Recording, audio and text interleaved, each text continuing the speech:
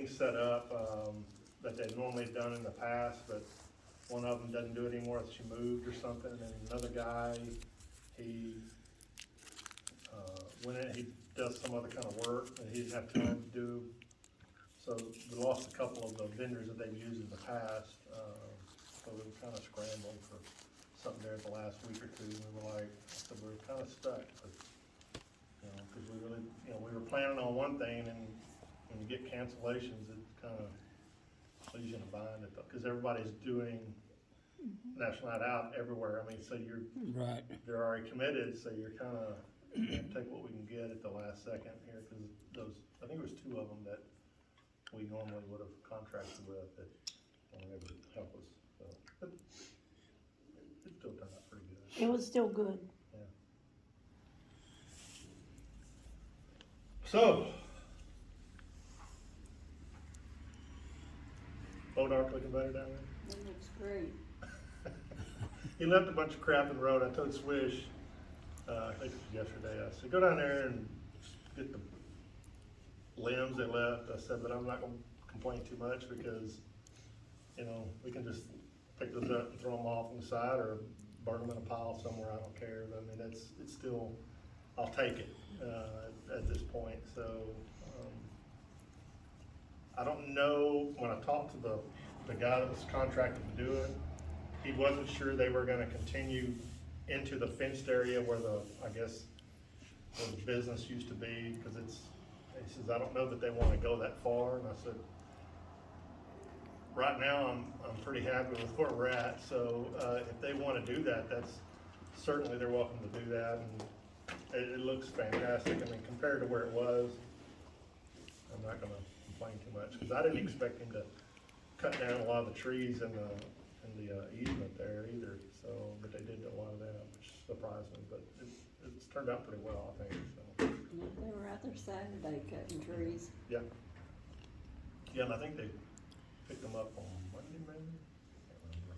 Monday was a holiday. I worked Monday, but I worked, I was on the highway writing tickets, running people today, but, seemed like they were picking them up either Monday or Tuesday, I can't remember, some of it. I'm glad we got that done, so. I am too. Working on some others in the city, we'll see how it goes, but, there's a couple of them that I had to have a conversation today with one, so we'll see if he wants to do it himself, or if he would like me to send him a bill for it, so, one way or the other. That one has to do more with vehicles, so it's a little more involved, dealing with it. But, and in that particular case, they're not on his property. He owns the vehicles, but they're on somebody else's property, so it's really a mess, so I'm getting that resolved, so.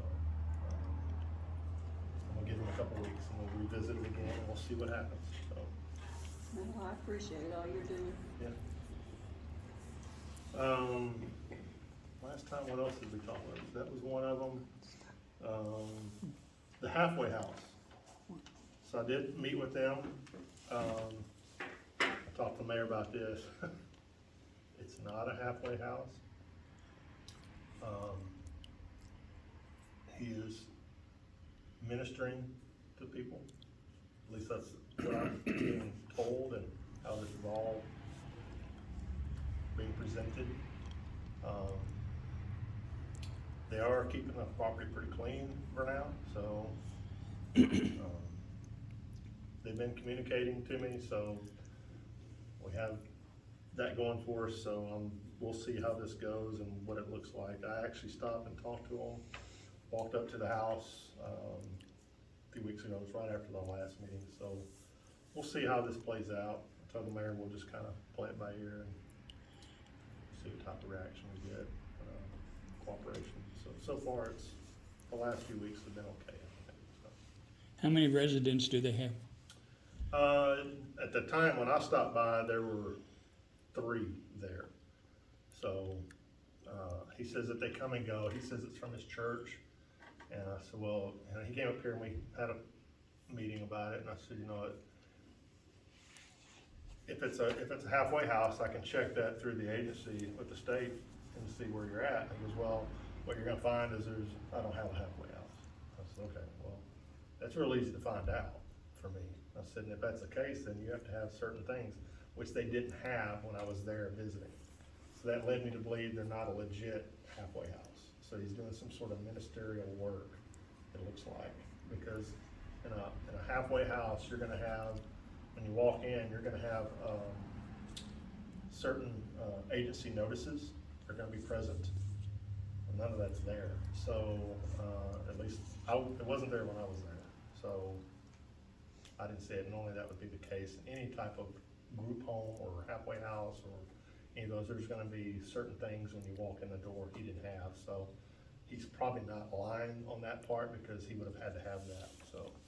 And they have to post them where they're visible. Yeah, so, and he doesn't have that, so that leads me to believe that he's probably doing some sort of off-ministry work or something of some kind. I talked to Kim about it, and she seems to think that's probably what it is based on the evidence that I've seen when I was up on the porch there and talking to him, so. But we're keeping tabs on it, so my guys are aware of it, so. We had some damage in the park, so we're looking into that. What'd they do to the park? It looks like that someone took a bowling ball and broke it over the concrete benches at the tables and stuff. Did some damage to it, busted them. It ended up breaking a bowling ball, which Wow. probably put an end to it, but as they left it, so Swish and them went and got all of it and cleaned it up, fixed it back, but my guys are aware of it, but I'm looking at hoping by the spring to get a grant for some cameras, and so one of the cameras I wanted to put here, there's several of them I wanted to put around the city. One of them I wanted to put here and focus on the park, and so we'd have 24-hour video coverage. I wanted it at the Road Ranger too, 24 hours recording, and then I wanted a camera off the highway. I wanted one down here at 308, also recording license plates. So it's what they call a flock system, and you go look it up. It's something that is very valuable in law enforcement. The weekend before last, Charles, my sergeant, he was working. It was on a Saturday night. Waxahachie has flock cameras. There's none south of Waxahachie, and they said, hey, we've got a stolen car, just went by a flock camera, and they put it out on the radio. Well, Charles went out and sat on the highway and waited, because they may turn off, they may not. Gave the full description of what the vehicle was. Sure enough, he comes rolling by about 10 minutes later, pulls him over, stolen vehicle, it's stolen out of Alabama. They did a bunch of VIN flips on it, so it's a professional job.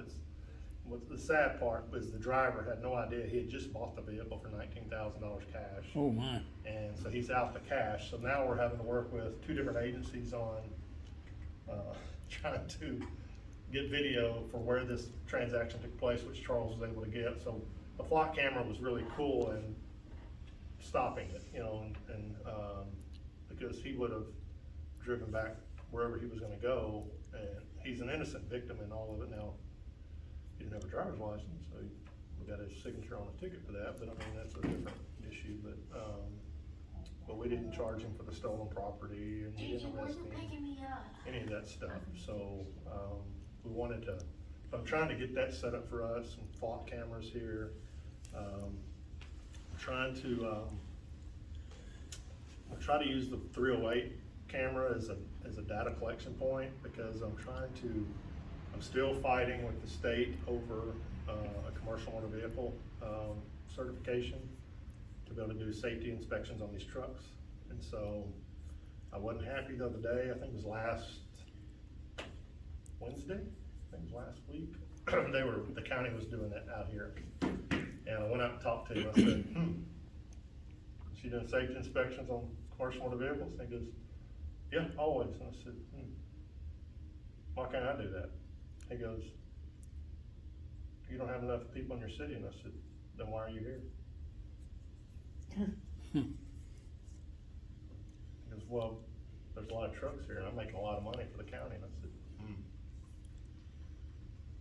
I appreciate you making my roads safe since y'all won't let me do it, so. So DPS is supposed to come meet with me this week or next week. I have an idea of how to make it work and, give us that opportunity. So if not, I'm gonna use the flock system if I can get my grant. I've been told they can probably do a grant.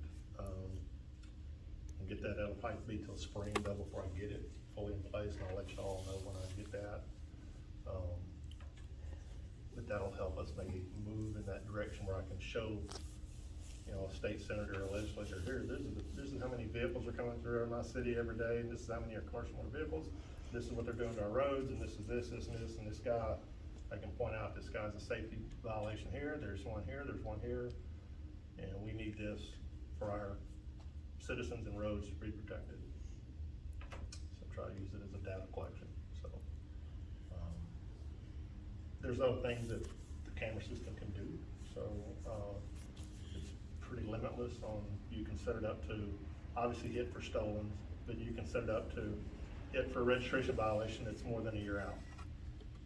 And it's real-time notification, so it'll send it to you, my guy, while they're on the street, so they can respond right to that location and look at that vehicle, so.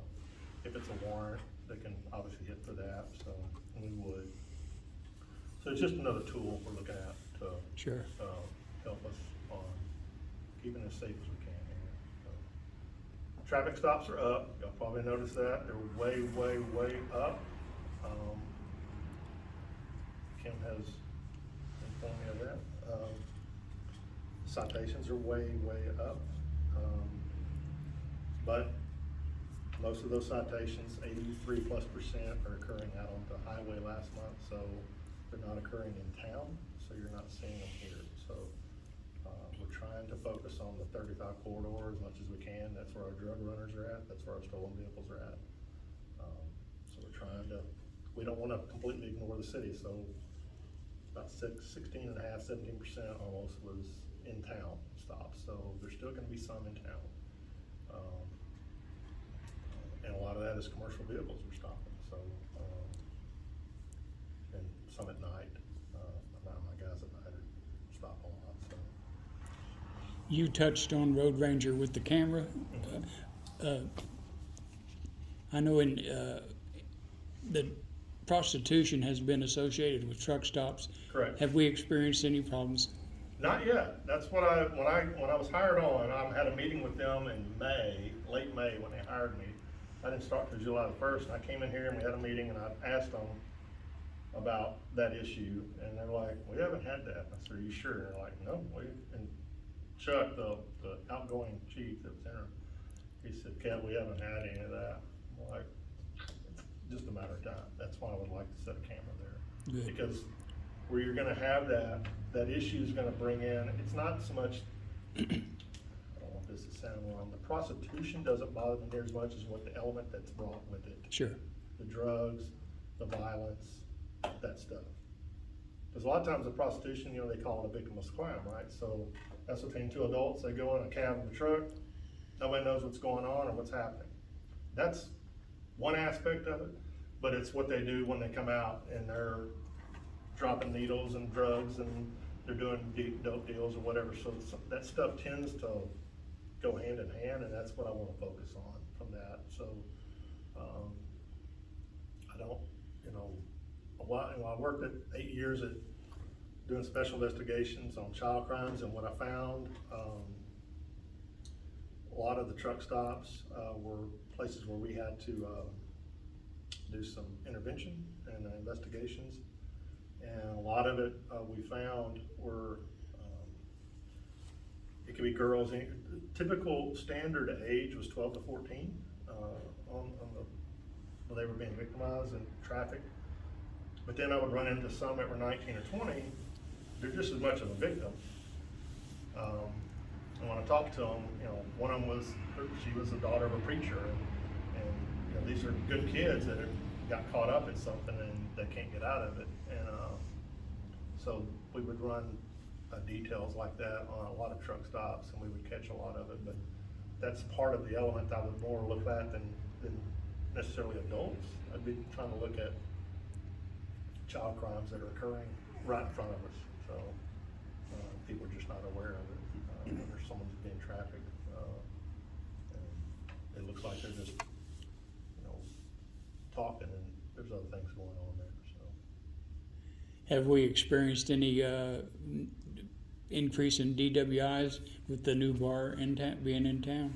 So far, I've watched that, so I have to do a report every month, by the 10th. I've already done it for this month, and that report is called an IVERS report. It's a report that goes to the feds. It used to be UCR back in the day. It's a crime statistic report I have to send to them. So I accumulate all the reports we do in a month, and I have to fish out the ones that don't meet the qualifications. Well, DWI is one of them that meets the qualifications to be reported to the feds. And this month, I think we had, or last month, so we've not had more than 2 in the last 2 months. So that's not a huge, it's not stressing me yet. So I've been watching for that. Now, are they DWI on their ATVs? Is that how they're going there? Which is sometimes overlooked. So, when you're looking at DWI, you're looking at a motor vehicle. You're not necessarily looking at the motor vehicle that's an ATV. It's just as guilty. And I was just having this conversation today.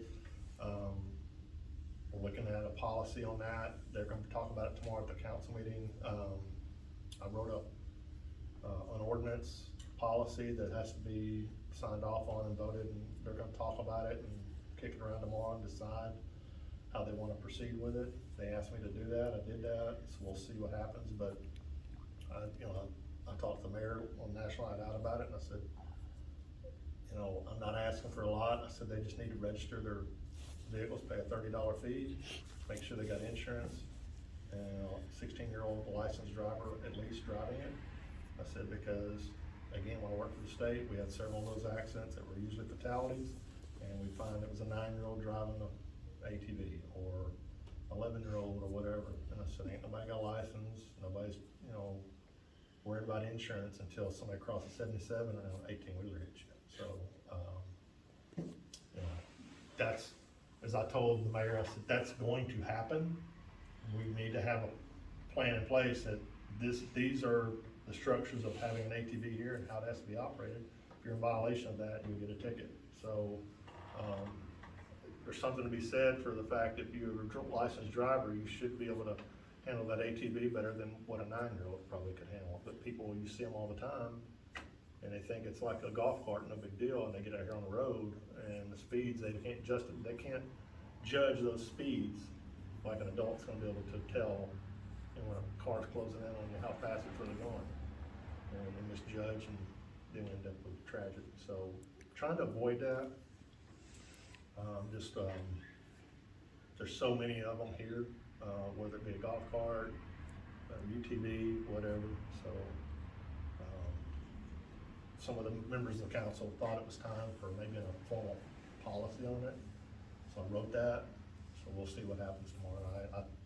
I expect it to be approved. It's not most of the cities around here, I checked with Grandview, I checked with Tasca. I don't know if Italy was one of them, and they all have an ATV ordinance policy. They all have it. $25, $30 fee, whatever it is. I think one of them's 50, I thought. But they pay it annually. They have a sticker. They put it on their window. I think they even make them have a plate. You get a plate from DPS that makes it street legal. So there's a lot of things that they can decide to do tomorrow on it. So.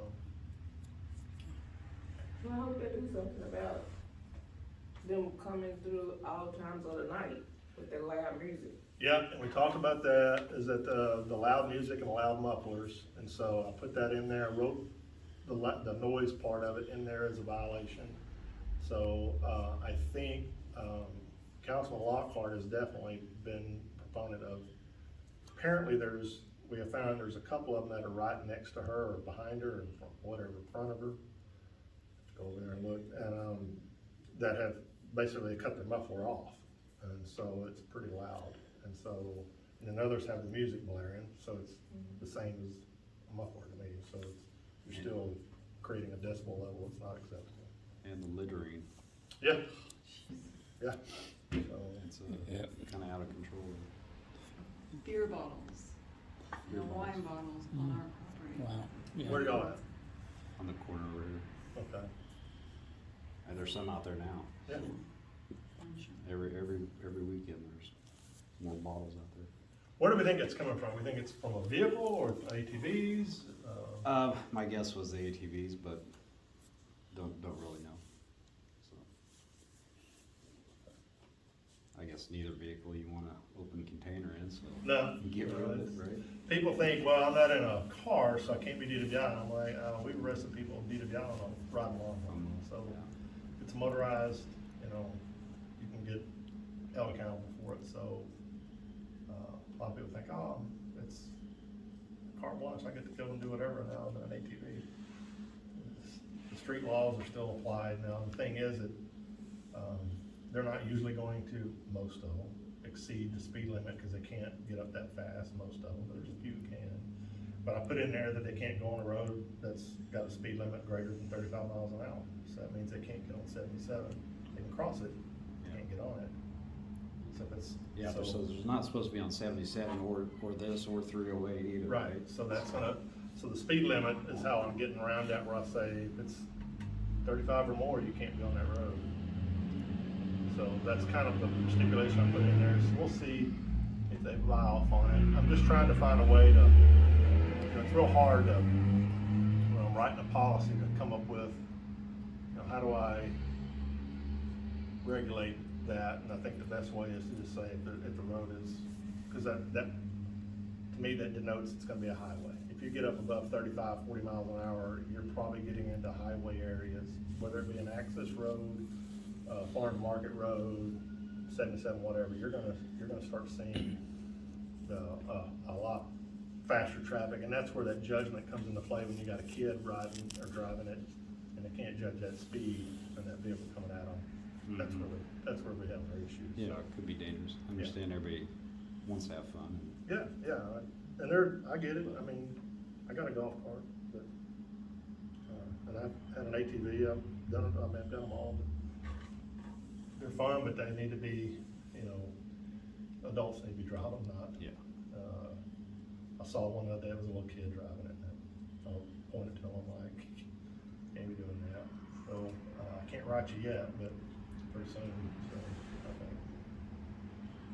I mean, technically, I probably could have written them, but they were crossing the road, they really weren't on the road. So, I was kind of looking the other way on that part of it, so. So would they register with the city or?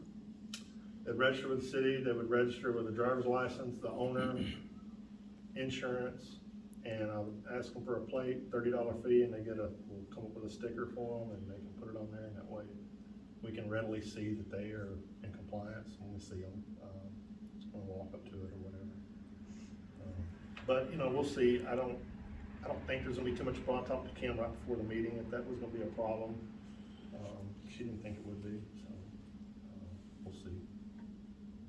I know that the estimate I got was there could be as many as 120 to 150 of them within the city, or traveling within the city at any one time. That's a lot for a small city, so, you know, it's not gonna really make the city a lot of money, you know, it's not what it's about. It's about understanding who owns that, you know, that vehicle when we see it, parked somewhere or whatever, or if it's doing something illegal and if someone gives a prescription or whatever, a plate number or whatever they give us, we have a way to access that and know where that vehicle belongs to. So, and it's, I mean, if they go over the policy, I mean, you'll be able to go on and get a copy of it and read it. It's, especially if you're having any insomnia issues, you can, you know, read what I've written there, so they help you. Chief, do you think a four-way stop would be beneficial to the city there at Water Street and Main Street? With a flashing light even maybe like Italy has? You know, I thought about that because I brought that up I can't remember who it was I was talking to about a month or so ago. And I said, you know, y'all don't even have a light. I said, no, you're not slowing anybody down. So, and I try to, and I'll do this, I'll drive 308, I'll drive these in my Jeep. I'll just drive it just to kind of see, without paying attention to my speed, really, just kind of see if I'm just an average Joe, and then look down occasionally, just kind of see what I'm doing and see what the speed zone is and just kind of gauge it. And what I found is nobody's doing 35 here in this little stretch here, about a half mile. Everybody's doing, I mean, we run radar out here just to see, and I've had a couple of commercial guys, you know, which is really the real danger, and they're running, you know, 53, 58, whatever, and it's a 35 zone. And, you know, I don't know if it was a flashing red or a light or a four-way. And with it being a US highway, I'm sure there's gonna be some pushback, but, it can be done. And that's something that we can look into. I know, I know it's been problematic in the past, when there's a wreck on 35 and they're detouring them this Oh, way. Sometimes I've Yeah. seen our officers have been tied up for 3 or 4 hours out there directing traffic. And that's where it'd be beneficial to have a 4-way stop, I think. I will look into that, and He used to have a flashing light, I don't know why they took it out. Oh, did it really? was it red or was it just a flashing yellow? It was- I don't know, it was a flashing light. It may have been yellow, Okay. but it used to be one here in Upton. Yeah. I would prefer it to be a full light, personally. Because that gives you a full slowdown, you know. Because if you have a flashing red, it's like a stop sign, and from what I've seen on people's stops, No, they ain't it was stopping. yellow. Yeah, they're just rolling through it, so, and when I worked at nights in Arlington years and years ago, and, we had a flashing red there on 303, which is a little bit bigger highway than this, but not much bigger at the time, and they were blowing it, especially at night, 50, 60 miles an hour, going right through it, because they'd see nobody's up, just right through it. I'd stop and write them a ticket, but that was all night long. They were just blowing it. So they can do that with a regular light, but most of the time the light will be green unless there's traffic that will come up and activate a pressure pad or however way they want to set it up. But that's something we can definitely look at. And I've wondered why we don't have it there. Or even at 308. Because it's really difficult when you're coming on this 308 and you're almost facing this way and you want to go that way. So it's hard to turn and you're seatbelted in and you're trying to look, cars coming this way and you're trying to go back the other way, and I said, it's just, I'd rather it be a light there, but I don't know, we'll see. It's hard to see right here to get out. Right, you have to pull all the way out almost to the road to be able to see where that curve. Yeah, that's something we talked about as well, I was talking to Charles about it. You're writing the tickets on the highway. How do you know when you get close to what the state has allotted that you can write before you get in trouble? So, there's a number on that, it's 30%. And you can write over that, there's a stipulation you have to do. So 30% of revenue for the city. So like you have to take your, sales tax, your property tax, your fees, whatever, all your stuff, and you say it's $1 million, let's say, let's be easy. So it's $1 million, so you can have 300,000 in fines. But if I write you a ticket out here, let's say I write you, I've been hitting them for 10th right now, it's $281. We don't get $281, so court gets some of that, state gets a lot of it. So we might get, I don't know, $60 to $75 or $80 per ticket, but it's gonna take a lot to get to 300,000.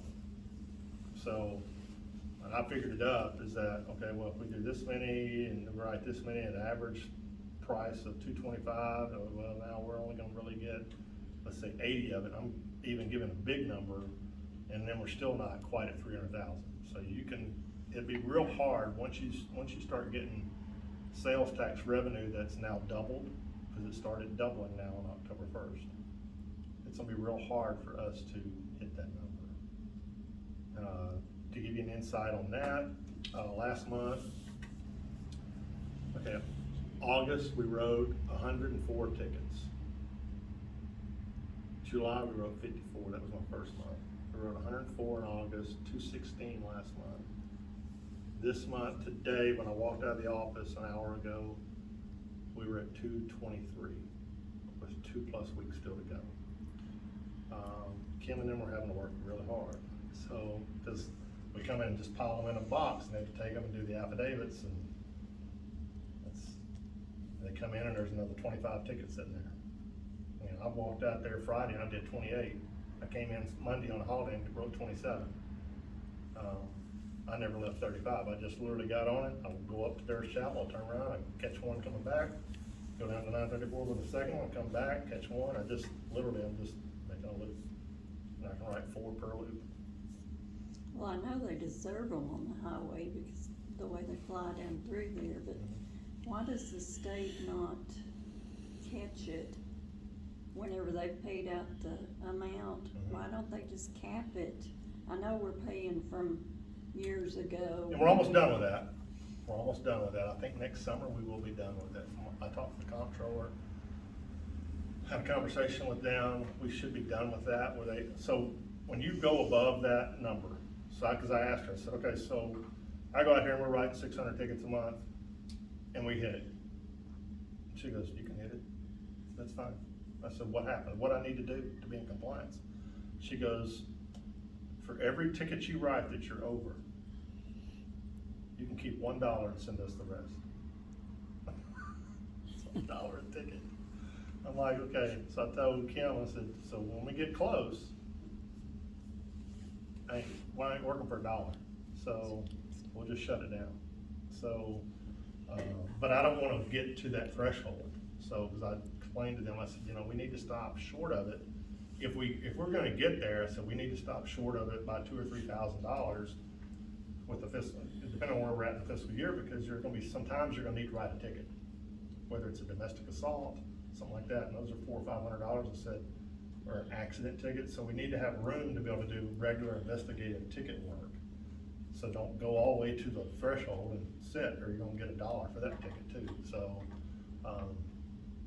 but right now it's really not a threat that we're going to hit it anytime soon, and I expect it to within the next year to even be harder based on rooftops and things that are coming in. Right now we're just not going to hit it. You figure $80 per. I mean, it's a lot of tickets. I mean, based on numbers, it's just really difficult to hit that. Thankfully, the road ranger is the reason why. I mean, if it wasn't for the road ranger, we'd be getting close pretty quick. But so it's a double-edged sword with them. So it should get better as more businesses come in, because there's a lot of developers coming in here right now. I sat right out here on the patio today and talked to 2 of them this morning. So they're buying up property and they're not buying it up to hold it. So Will we be getting money from the turbines, the wind turbines that they're gonna put in, and they've talked about a solar farm, because there's one up there in Italy, and they've talked about adding, I know Alaska's doing one. there's been talk of it, I don't know that they will do it, there's been talk of a data center. That requires a lot of water, and so I don't know where we're at on that, like 1 million gallons a week, and stuff, a month or whatever, it's a lot of water. So, I don't know that, and it doesn't give you a lot of, it doesn't provide a lot of jobs, so that's kind of the thing we're looking at is bang for your buck. But solar farms and stuff, I don't think they pay much on it. I think you lose, as I've told them, the main thing you gotta push is your property values, because sales tax is a roller coaster. During downtimes, people aren't spending as much, so you don't make as much, so it's doing this number. But a property tax, typically, property only goes one way. You don't see big swings from year to year in it, typically. You might have a down year every now and then, but typically it's a 4 to 5% increase a year since post-war period, about almost 100 years. So. But no, I would not. I would rather it be developed with neighborhoods and commercial. Grocery store would really be nice. I have reached out to them. We'll see. With the dismissal of Italy's police chief, is that going to affect our assist program in any way? Yes and no. The interlocal agreement we have with them is from chief to chief and city manager or mayor to city manager, whatever. So my agreement with Scott is technically not in place, but if I or them, even if Scott was here and decided we didn't want to do it anymore, we have to give a 30-day notice to the other city. So it's gonna go for at least a month if you wanted to stop it today. So I'll see you next month. And we'll renegotiate. I'm supposed to get another agreement signed with their chief, but I told Kim I wasn't really interested in doing it with an interim chief. I'd like to just set on it, because I have 30 days at least, so how long does it take for them to hire somebody? I don't know, but let's say it's 2 months. I mean, what good does it do me to write an ILA, do it, and then I gotta turn around and do it again when they have indicated they're not gonna change it. So they've told me that. I'm like, well then, I'll just set on it till you get your hired person in, and then I'll just email it to him, and he emails it back, we'll call it a day. But it shouldn't affect us really at all at this point. But I have to change the dates and the names on it, so at some point. So, it should last 1 year typically. How many assists per month do you think we do, or? Oh, I know what we do. Okay. I track that. This month, or I say this month, so it'd be September, we did 10 calls in Italy, which is the lowest since I've been here, since July. We have been 20 or more every month until last month. We only did 10. So I don't know what happened. I don't know if they just didn't need us. I don't know what happened with that. But I have a feeling it might increase because they did let go of an officer as well, and maybe another one. So, and then of course they've lost their chief. So I mean, you're talking a police force there of about 10 officers, including the chief. So when you lose, he let go of one. I think he let go of 2. But and in him, that's a third of your force is gone. So it'll be interesting to see now from here forward, from last week, I think it was a week ago, from here forward, how those calls increase. I'm anxious to see what that number looks like in about a month or so. And I don't know how many they're working here. I can only, and what I try to, look at it is, and talk to my guys, I said, how many offenses are they working here versus, we're doing, let's say 20. And they go, well, maybe 3 or 4. And I'm like, okay, well but how do you know that? So how can I quantify that? So without talking to them about it. So, because I can't track their calls. I can only track my guys' activity. So, I do know that the county calls me, even off duty, when they have a call going out, and rarely do they call me. So, I think it's Sunday they called me and asked me if I had somebody coming in. It was like 3 o'clock, football was on, I know that, so it was afternoon. And I said, you got something, is there a problem? And they said, no, it's just a report, it can wait if you have somebody coming in. I said, yeah, I've got somebody coming in at 5 o'clock. Oh, well, we'll just hold it till 5. So, if it's just a report call or something like that that can wait, then you can wait an hour or two until a guy gets there. I took that to mean that she didn't have anybody in Italy either, is what it sounded like.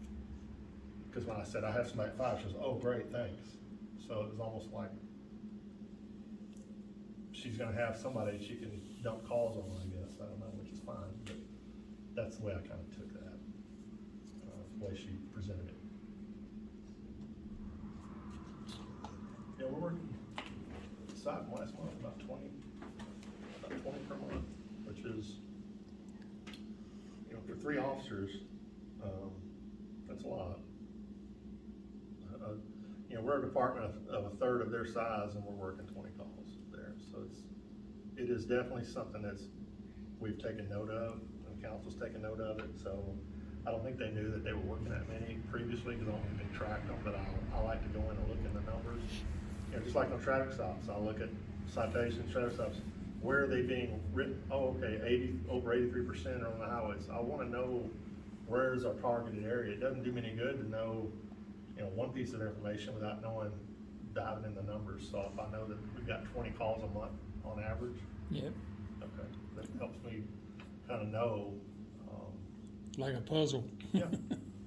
So, I mean, like 4th of July, you know, that was my 3rd day on the job or whatever, so I made all 3 of them come to work that day, and I sent 2 to Italy, because they always have a problem up there, and I kept 1 here, and by 10:30, 11 o'clock, they were all 3 back here, because they were done up there. They didn't have the issues that they normally have, so. And Scott was very appreciative of that, you know, the chief of there, and he was like, you know, I didn't expect you to do that. And I'm like, well, from what I hear, you've had some pretty bad calls on 4th of July previous years, and I wanted to help you with that, so I sent 2 of my guys to help you, so, because I think they almost killed a cop last year on 4th of July up there, so, didn't want that to happen this year, so, and I think maybe that helped. He said it was a show of force, so I think that, you know, the numbers pushed them out, so, because the people are coming out of South Dallas that are here visiting up there is what they're telling me. I don't know. So we haven't had the issues here, but I kept an officer back here, and I told my guys, I said, if he calls for help, you come back here, but we're just helping out, so.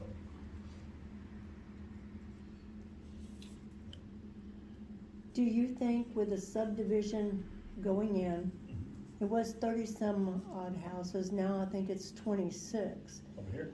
Uh-huh, Uh-huh. okay, that'll be 52 cars coming in and out if you have 2 people driving in each house. Do you think that we need to rethink about the speed limit, 30 miles an hour coming down over that hill, coming toward, Main Street? It's 30 miles an hour, and if you got 52 cars going in and out, their speed limit is 15 miles an hour.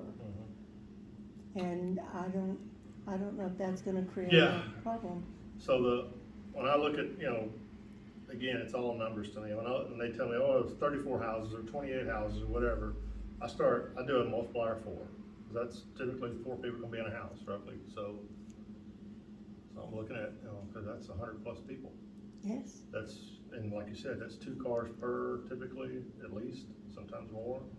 So when you start adding that up, I said, you know, that's an impact to your community, because, you know, you think, well, it's just 28 or 30 houses or whatever, but it's not that, it's 4 times that. at least. Right, so it's 2 times that for your vehicular traffic, impact on your roads, on your services, so, you know, With those that are. big hill down on Water Street, Right. it's hard to gauge how fast those cars are actually gonna be coming. Right. Again, well, I wouldn't want a kid driving an ATV, and they can't judge that. Yeah, that's, they haven't done anything over there yet, have they? They haven't built anything yet? Not yet. I don't think so. Yeah, I think They're gonna be starting soon, from yeah, what I think they hear. presented the permits and stuff recently, but maybe this That's- week. yeah, that's what I heard. Yeah. Is 35 miles an hour an average for a residential street? No, it should be 30. 30? 25 or 30, depends on the street. At least in my, it will always be higher than 20, because 20 is associated with the school zone, so it's either gonna be 25 or 30. So that's normally what you would have, but it shouldn't be 35. 35 is to me not a residential street. There should be no housing on a street that's above 30. Okay. The way that's my experience and understanding. But, so maybe they need to adjust a speed limit or two in the city. That might help. That would further restrict on the ATV usage too, based on if the policy's adopted the way I've written it, 35, they may adjust that number. That's a good point.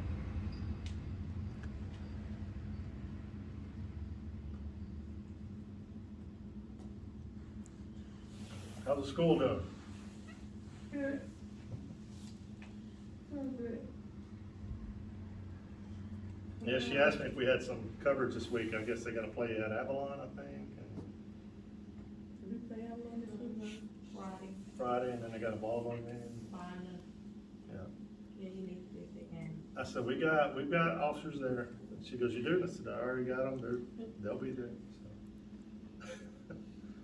Well, we got you covered, so, Do we have a text line, or can we get a text line for minor things to report? like direct to the station. Yeah. I can look into that.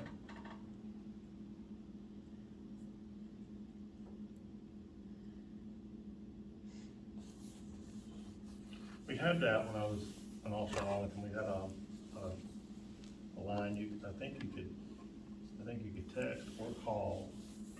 I think, and we had that in place. When I retired there, we had all that, so we would get, if it was your beat or your area, you would get a report or something, that would be put in your box usually, or you'd get an email.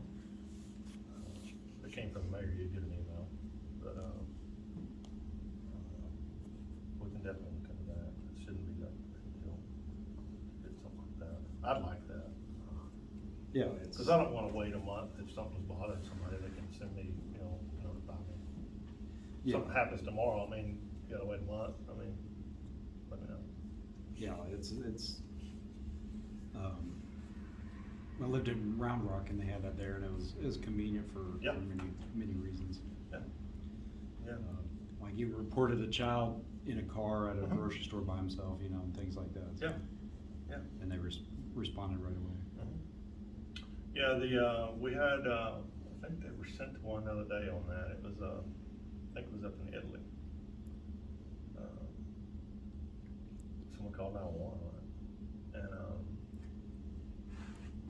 And, we were going to it, but Italy was going to it. And it might have been ESD was going to it, the fire guys were going to it, and the fire guys got on the radio, and they always get there first. How did they get there first? And they were gonna break the window, so, but the air conditioner was flowing, so they didn't break it, so they waited and had a little powwow when they came out of the grocery store where they ran up there. So yeah, problem is that typically then you get a CPS notification too as well, so you have an investigation on that end, so the neglect part of it. So there's a double investigation that they're not usually aware of that comes into play. But yeah. How we doing with our stray cat problem? I made a phone call today, actually.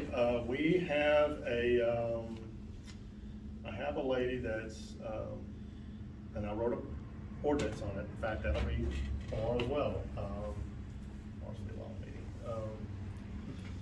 So yeah, there's a TNR policy, I've written it, trap neuter release, and it's still a little warm for that, cause the people I've been working with really want it to get a little cooler before we do that, so we got time on our side, but typically we don't have a freeze till Thanksgiving, so we still got a good month or so before we get really a lot colder, so.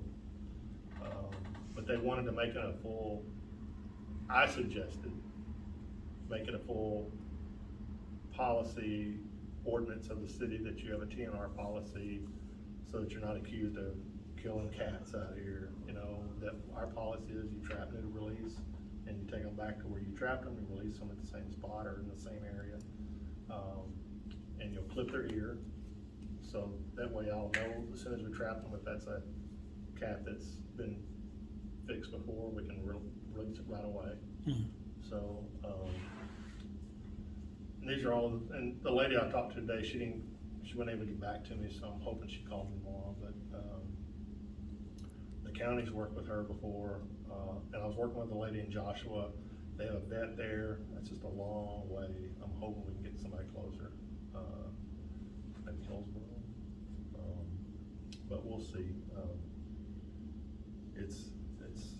we're about there, I've written the policy, the ordinance is written, we'll see what they say tomorrow night. Do we have a maximum domestic cat per household? I don't know of any, cause so when I go in here and I look at it, I'm like, well, what do we have, a lot of cities, they restrict you on a number of dogs and cats and all these things, and I haven't been able to find that yet, so I don't know that, and this is a different problem than that, so these are not necessarily house cats, so it's, typically, the number's usually so high that most people don't hit it, it's usually, with dogs, it's usually like 4 or 5, and with cats, it's usually at least that, if not more, so it's usually not a problem. And if it gets to that area, it's usually, everybody's complaining about it by then, so, cause there's usually other underlying issues around the house that we have to deal with, whether it's a code or code violation or neglect issue or something along those lines. Gotcha. Let's talk chickens for a second. Okay. Our next door neighbor has a terrible problem with chickens tearing up her flower beds and stuff. Do we have any laws on chickens? Not that I know, I haven't looked at it, I'm gonna write this down, so chickens, I think there is. I think there's something on it, I just don't know, I have to read on that, so,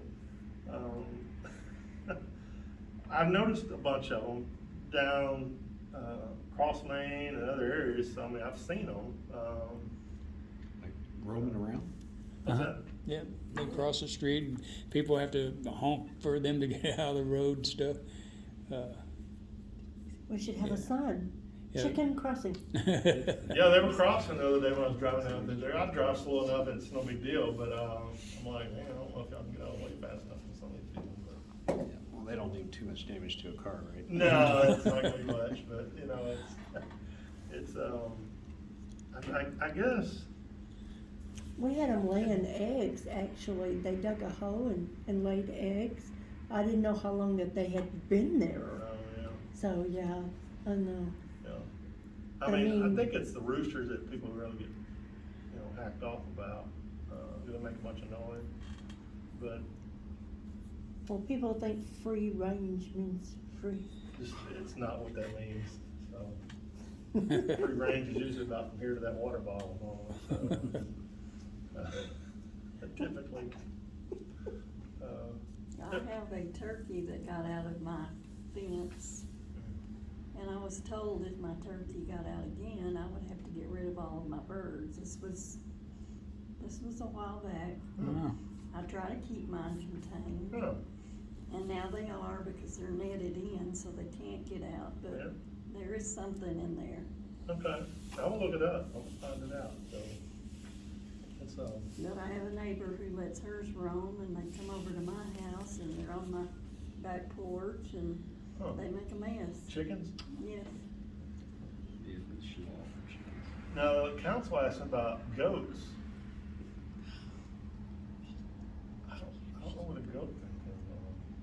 I know we got somebody down there's got some goats, but they're in a fenced area, so I don't know.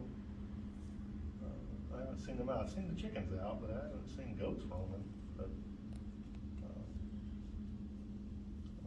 I think some people just don't like them, period.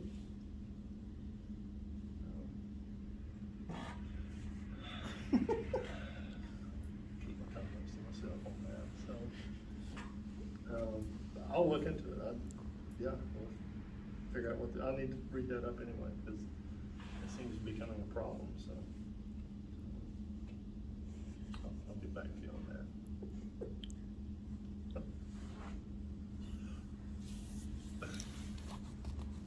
What else you got?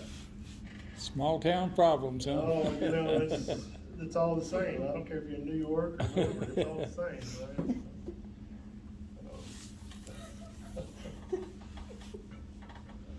I wouldn't trade it for New York in a heartbeat. I got friends who've been cops up there, and it's crazy stories. I mean, I had some crazy stuff in Arlington over the years, but they blew me away with some of their stuff, so, just crazy, violent stuff. Just glad the network there. But one thing I found is police work. It doesn't matter where you're at, it's all the same. So, they were talking about me writing tickets the other day, and they said, you shouldn't be going out there writing that many, chief. I'm like, it's therapy for me. So it just keeps me sharp. It keeps me just engaged. I said, I don't mind writing a ticket. I like the banter with the citizens sometimes when they get pretty hacked off over a ticket. So I like to have that engagement, especially when it's someone that's. Last Friday was that was a good day. They were all coming out of Austin for some Texas OU game, I guess. So they were not happy with me. So, but hey, sign at the X and pay the fine. Appreciate you. And you figure, like you were saying about the fines, that's another thing. So if you write 100 tickets, ask him to track some of this. So you're 100 people are not you're gonna write 100 tickets, 100 people are not gonna pay. So the typical is around 2/3, 65% will pay the fine within the 3-week window before court. Or by the time 2.5, 3 weeks comes up for court, they've paid it, or they entered some sort of payment plan or whatever, there's payment made, 2/3. The other third, you'll have to pull teeth to get that money, and it usually occurs, I think it was last week, I walked in and the machine was going off, and it's when they pay online, the receipt comes in, and there were quite a few sitting there from the night before. And I'm like, what's that all about? And I was going through them, and it tells you, tells you the violator and tells you the violation and the amount. It's like $400 or $300, whatever it was. Failure tip errors, all these things. These people didn't pay their stuff. It shows you the officer, but the officer hasn't worked here in 2 years. So it tells you kind of how old this ticket is. And so she was asking me, she says, why would they do that? Why all of a sudden are they paying it? And I said, they went down to the DL office to renew their driver's license. And they told them, no, they'll pay your Milford tickets. So that's usually when you get them paid. So that 1/3, that's gonna trickle in over 6 or 8 years, depending on where they're at in that window, right? If they just got a license a year ago, it may be 5 years before you see that money. If they are due to renew in a year or 6 months, you're gonna get it sooner. So it just is that window of time is where you'll see it trickling in. So, which is, DPS didn't used to do that. That's actually helped a lot of the cities to recover that, because it's expensive to issue warrants and pick people up and jail them for it, because you'll lose money on that typically. Because if you got let's say $400 in warrants, and I take you to jail and I drop you off at Ellis County Jail, Ellis County Jail's gonna send me a bill for that, for housing you, number one, and they're gonna credit you $50 a day to set it out. And if I drop you off at 10 o'clock at night, you get $50 for the day at 10, you get one at midnight for the next day. So you just made $100 off that, and you ain't been there 2 hours. So then they go, well, how much do I owe now? Well, now you owe 400, now you owe 300. Okay, let's wait till tomorrow. So now you owe, $250. So each night they drop 50 off, and that's why a lot of times they'll release people from jail at like 2 in the morning. Because they've hit their $50 that they needed to get released. There's a whole bunch of people that get released from jail overnight, and it's usually after midnight. It's because of stuff like that. They can double dip you. They can get arrested, and get $100 off of that just for serving a couple. Just basically getting booked in. It takes you 2 hours to get booked in, and you save yourself $100. So. The money that we're paying the state, Mhm. do they take it out of what they're sending us, or Yes. are we sending them a check? So they take the sales tax, and sales tax comes in, and the sales tax is paid by the businesses to comptroller. Comptroller takes that and takes out their portion, which is 6.5%. And then what's left over is, oh, okay, this is yours. Oh, you still owe us 30% of that in a fine, or in your debt that you owe for past ticket issues. So when I talked to her a month or so ago, I said, well, where are we at on it? She says, well, it depends. Where do you want to be on it? I said, I want to be done with it. Well, there's no penalty and there's no interest. Took my argument away, because that's what I was gonna argue. That's what I argue with IRS all the time, is that we're gonna negotiate on penalty and interest. And when there's no penalty and interest, I got nothing to argue with, because that money is due to the taxpayers of the state, ultimately. So you gotta pay it. So I couldn't argue to drop it. So, and I mean, I even talked to the state senator, I talked to the state rep, the whole bit, had a meeting with them here about it, and I'm like, I got nothing, man. I didn't know y'all didn't charge us interest. I thought we were paying interest and penalty. So they said, well, no. She goes, well, I said, okay, well then, if we're paying 30% of sales tax, she says, I got it, it's gonna take you another 27 months or so to pay it off. I said, hang on. You do know that October 1st, we double our sales tax to 2 cents. She goes, I did not know that. I could hear her working her little ad machine. She goes, you'll be done with it sometime around next summer, if you keep it at the current 30%. If you'd like to drop it to 15, which would put you at your current 30% of 1 cent, 15% of 2. I said, no. Keep it at 30. 1 budget year, I'm done with you. She goes, yeah, you'll be done next summer. Could be June, could be August. Sales tax like this, she goes, it could be sooner, it could be later. So how much more a month will we be getting when that's paid off? Oh, it fluctuates, a roundabout guess, in the low 4s, 4,000, 42-ish. It could be 38 one month, it could be 4,000, it could be 42, 45. So, you figure sales tax, which y'all can all look this up. You go in there and you look at sales tax, for Milford at 2 cents per, probably gonna come in, give or take, anywhere from a low of around 12,000 in a month to a high of about 18,000. So they take 30% of that, so that's why that number will fluctuate. But like she said, she goes, I didn't know you were gonna double it. Now that you're gonna double it, you're gonna pay it off much faster. I said, that's what we're gonna do, hold. Because that's 1 budget year and we're done. So, that's a big bonus we're looking at next summer. And I think it'll be closer to June than August because of other things that are in place with the bar it came in, that's more sales tax that she has not calculated. And I think that's gonna be paid on a quarterly basis. So there'll be a big chunk in a quarter. So let's say December, he's gonna send in his, if he's doing quarterly, which is what I suspect, I haven't confirmed that. Well, that's going to further reduce that time on that debt and the amount quicker. So I would think it'd be closer to the June. It could be, we could get lucky and hit May, but I think it could be June-ish before we're done with it. So we've been paying on it since 2012. It's not half, that's why I had a senator sitting in my office and we were chatting.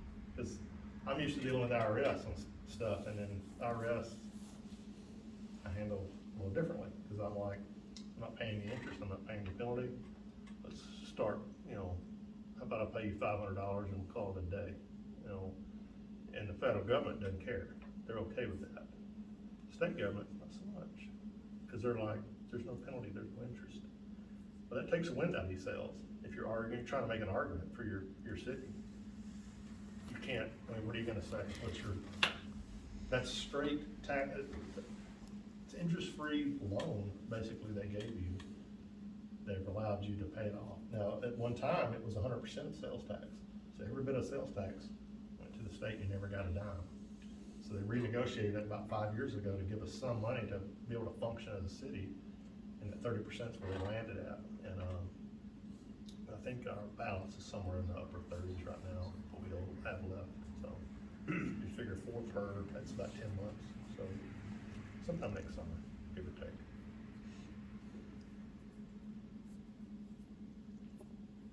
It's probably more than you wanted to know, but I try to be as transparent and tell you, you know, I'll tell you the truth. You may not like it, but I'll tell you the truth. That explains why we got stuck and Italy didn't. I didn't realize it had to do with the businesses and Yep. the See, stuff. Italy's not gonna hit now, will they? I say that. They got, what, they closed their Starbucks and they closed their Jack in the Box, I thought, and something else closed. They were telling me. I know that they're having budget issues, so, they laid off an officer because of their budget issues, which I'm trying to avoid here, so. I have a guy I talked to today, he's probably gonna come on as a reserve officer and work maybe 2 days a month on weekends. Which is good, cause I provide him, I hold his license, I provide him training, I'll pay for that, you go to your training, cause training is normally pretty cheap, so for licensing training, so a lot of it's free, some of it's $40, you know, $100, it's not a lot. And I'll hold your license, you get your training done, I'll hold your commission, and you can go write me some tickets and handle some calls. And Is he the only reserve? I have 2 that are interested. One has sent me his personal history statement, which is like a 50-page document I had to go through today. It takes, so T-Cole requires us to really dive off in any applicant, whether they're reserved, doesn't matter. If he's an officer, you gotta go through this whole process. And it's a whole checklist of things I gotta do that we didn't used to do. So, and that's all because of the abuses from other agencies. One of them was Arlington, that did some things years ago that T-Cole had stepped in and stopped, because they were cutting deals with people that were getting arrested, hiding that, still allowing them to go be officers elsewhere, no more of that. So there has to be, I have to sign a document that I contacted every agency he's ever worked at, that I've contacted all of his references, family. It's like a full background. It'll take me 1 to 2 weeks to do it, because I have to do it. And big cities, they can hand it to somebody that does it for them, a civilian staff, even, or an officer. You go do the background, come back, and I'll sign it. Well, what's good is that I can sign knowing who I've talked to. And I have to do a report to T-Cole, and I have to keep their file for 5 years. If he left me, if one of these guys left me tomorrow, I gotta keep his file available for T-Cole, and they come do an audit about once a year, and we're almost due for one. And that was some of the things I had to fix in there when I got in there, that they have requirements of 2 locks for personnel files. Well, we only had 1, so I had to call a locksmith and get the safe fixed where I could use it, so we could have 2 locks. So, I mean, there's just little nuances like that that have changed over the years. And, you may be seeing on the front here, the facade on the station. We're probably gonna tint that, and there'll be some signage or wording. We're working through that. I've got a person that can do it for us relatively cheap, and it can come out of the court's budget, which is nice, and then come out of the city budget. It's even better. So for a few $1,000s, and kind of give us a little more safety on the front. and be in compliance. Right now, we're not in compliance with state law as of September 1st. There's gotta be a certain wording, since we're not a 24-hour station. You have to have certain wording on that station of who they have to call after hours. If somebody walked up here and not know, you can call 911, which I get it. I mean, we should all know how to do that, but there has to be some sort of instructions, in place. Italy has it. It'll be pretty cheap to get it done, but you may see that soon, over the next month or two, trying to get that finalized, get that done.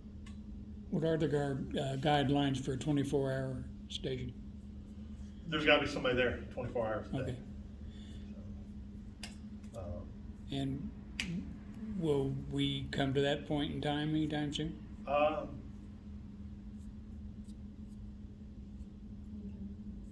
Does it depend on the population?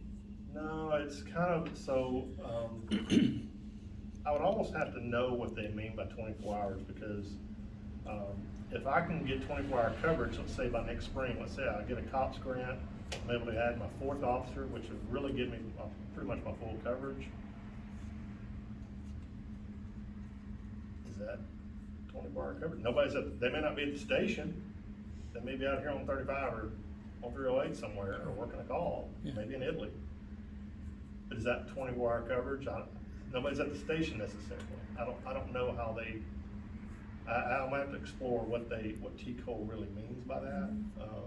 If it's legit, somebody has to be there, because if that's the case, that may not happen for a while, a long while. But As far as pay grade goes, are we pretty much in line with other municipalities our size? yeah, so, I'm gonna do a pay study, probably after the first of the year. I've got a group that will, do a pay study for me. I've already started doing it myself. It's a lot of work. I've been asked to do pay studies for our civilian staff as well. I'm gonna focus on that. And I can give my police organization to the state organization, say, run me a pay study on our officers and tell me where we rank. For what I've seen and the research I've done, where we fall short is we're not a 2-to-1 match yet. We're working on that on our pension. We're doing a 1-to-1. That's a big hit for us, because guys cite that for when they want to leave, because it is a big deal to their pension. I come up with a way to finagle that for very low cost to the city to get to that 2-to-1. It can be kind of controversial, but budget-wise, it makes sense, and that's to drop Social Security and go 2-to-1. So, because if you're doing 1-to-1, Social Security says, well, you still gotta have us. So that's 6.2%, you both gotta pay it, employer and employee. Well, if you go 2-to-1 on your pension, you can drop that 6.2, add a 7%. Well, you go from 6.2 to 7, it's a very minimal increase on the city. The employee drops at 6.2, they have more money in their take-home pay, and you haven't increased your budget. So those are things I've presented to them this fall. We're working on that with Tim Leal to try to make that happen. As far as pay, we are within $2,000 of pretty much everybody around us. That wasn't always the case. So like, our starting pay for an officer right now is $55,000. Italy, last I checked before their budget, was 53. I think they went up. So we're probably gonna be right there with them. They're a little larger. I don't like to compare ourselves to them. I like to look at other cities of like size. When I do that, they're like at 51, 53, 58. There's some at 58. One or two of them are over 60. So that tells me, okay, we're kind of in the middle here. You know, we're not an outlier either way. Yeah. We're kind of straddling the fence. So it comes down to whether or not, and I'll present this next year, do we want to be an employer of choice, or do we want to just straddle the fence some more? If you want to be an employer of choice, you need to bump your pay to 60 or 61. If you're gonna straddle the fence, we can probably go to 58. So it literally is a few thousand makes a big difference.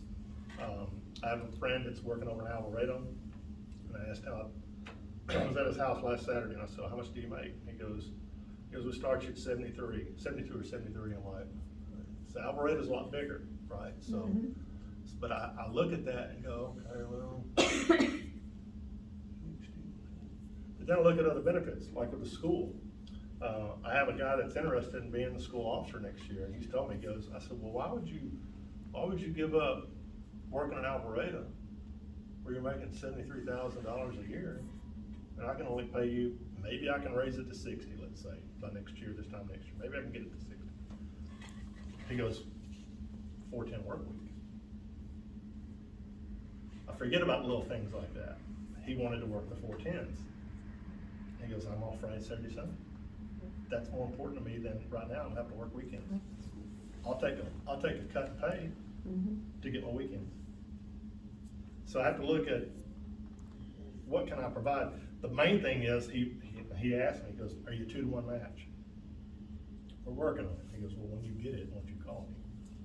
That's kind of a big thing for cops and firemen too, but it's a 2-to-1 match because that ensures they're gonna have a decent pension. And it's not anything you're gonna get rich off of unless you were doing, your officer time in Manhattan. So, I got a friend that's a New York cop and retired, and I would love to trade pensions with him.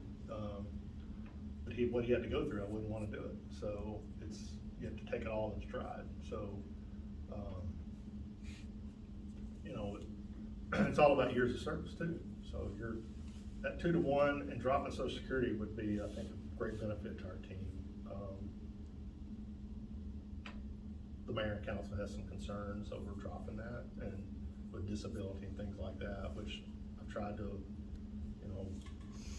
allay some of those fears for them, but I don't know that, we'll see. I mean, we're working through it with TML. I think we're close. I'd like to get it done by December 1st. That's in my mind what I envision getting this completed. I'd like to give them some more money in the checks before the holidays. It's not a lot, 6.2%, but it didn't increase the budget to get there, really. It increased on the city side by 0.8 for their portion, but I mean, you're talking really minimal money there, because normally you'd have had to, cost of living would have cost you, what, 3.5%, 3%. That's way cheaper to do it, at least get you a year down the road. So I try to look at, things like that and try to maximize what we can do here. Sure. Best I can. So, in Arlington, I never paid Social Security. I was there 25 years. Nobody paid it. And I'm so glad I didn't, because my pension is so much better than if I'd have done 1-to-1 with a Social Security. So much better for me. And I tried to tell them that. I said, because they're nervous about that. I'm like, guys, if you offered me Social Security full or my pension, it ain't close. It's not close to what I would take. I'm taking my pension. Because guess what? I also know my pension ain't broke. Well, what do we know about Social Security? I said, let's just be honest. Let's just be honest. You're borrowing money to pay it. I said, my pension's not. My pension's funded at like 90%. For our, I said, anytime you get up on the actuarial tables and you look at solvencies and stuff and pensions and all that, if you're above 70, 72%, you're doing really good. We're sitting at around 90, 91 last time I checked. We're fine. We're doing it right. I said, now some of these cities get in trouble, like Dallas, Fort Worth, Austin, San Antonio, because they had their own individualized pension to themselves. That'll always get you in trouble because you don't have enough people putting into it. Whereas TMRS, was there 100 or something cities putting into it? That's a lot of people. So there's enough to withstand the ebbs and flows. And they invest in real estate, pretty steady investments. You're gonna get 5 to 10% a year. And it's been that way since post-war period. So pretty interesting if you ever go to one of their seminars, they'll tell you all about that. But that's what I'm working on with trying to keep us competitive. I didn't do a raise this year. I'll be looking at making sure our civilian staff are competitive next year. Swish, Ken, Kim, and Abigail. So those are the 4 I'm focused on. It's gonna be real hard for me to, it'll take a lot of work for me to because civilian staff are different here than they may, let's say they are at another city where they do one job. Here they're doing 2 jobs. So I've got to kind of find a way to quantify that, but I'll figure it out. So. I don't mean to keep y'all late, I'm just Oh. talking. That's what we're here for. Yeah, I'm glad you came, and, do you have anything else? I'm good. Okay, Appreciate it. you bet.